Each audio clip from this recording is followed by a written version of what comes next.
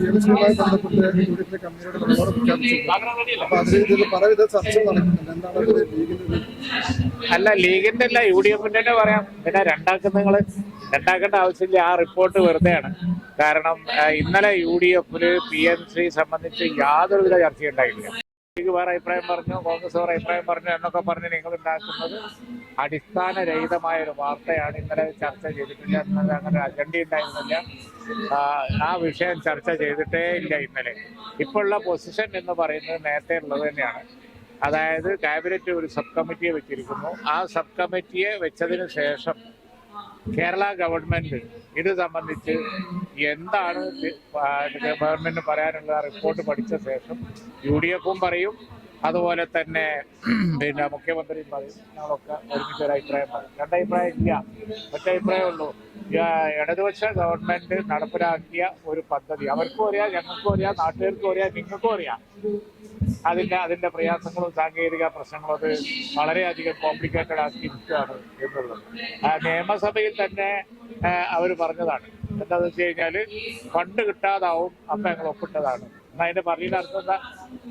Fund കിട്ടാതാവുന്നത് കൊണ്ട് ഞങ്ങൾ ഒപ്പിട്ടതാണ്. ഒപ്പിട്ടു എന്നുള്ളത് അവരാണ് ഒപ്പിട്ടത്. ഇനി ഇന്ന് ഊരണം എങ്ങനെയാണ് സബ് കമ്മിറ്റി പറയണം. അതല്ല, കേരളത്തില് അവർ പറയുന്ന കണ്ടീഷൻസ് ഒന്നും പാലിക്കാതെ വല്ല മാർഗമുണ്ടോ എന്നുള്ളത് നോക്കണം. ഒരു നിലക്കും അവർ പറഞ്ഞ കണ്ടീഷനൊന്നും പാഠ്യപദ്ധതിയിലോ സ്കൂൾ സെലക്ഷനിലോ കേരളത്തിൽ നടപ്പാവാൻ പോകുന്നില്ല. ഒരു സംശയം ആ കാര്യത്തിൽ വേണ്ട. അങ്ങനെ ഒരു ഘട്ടം വരുമ്പോൾ എന്ത് വേണമെന്ന് ഞങ്ങൾ അപ്പം തീരുമാനിക്കും, പറയും. ഇപ്പൊ വന്നുകൊണ്ടിരിക്കുന്ന വാർത്ത 101% ഇല്ലാത്തതാണ്. അങ്ങനെ ഒരു സംഭവം, ഒരു ചർച്ച അവിടെ ഉണ്ടായി. എന്നിട്ട് ഞങ്ങൾ വേറെ അഭിപ്രായം പറഞ്ഞു, മറ്റൊരു കോൺഗ്രസ് 100% ഇല്ലാത്ത വാർത്ത. 21 ലക്ഷത്തോളം സന്തുഷ്ടരായ ഉപഭോക്താക്കളും 2 ലക്ഷത്തോളം തിമിര ശസ്ത്രക്രിയകളും പൂർത്തിയാക്കിയ മലബാറിലെ ഏക കണ്ണാശുപത്രി Al Salama high hospital, hospital road, Perinthalmanna.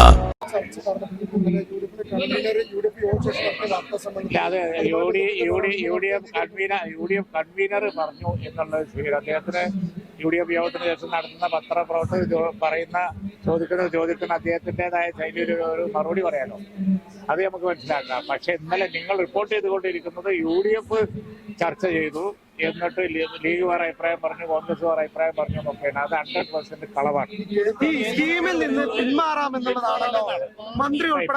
വാർത്തക്കുള്ള മറുപടിയായി ഇനി ഞങ്ങളെ സബ് കമ്മിറ്റി വന്നതിന് ശേഷം ഗവൺമെന്റ് അത് ആലോചിച്ച് ഫൈനൽ എന്താണ് എന്ന് പറയും. അതായിരിക്കും നിലപാട്.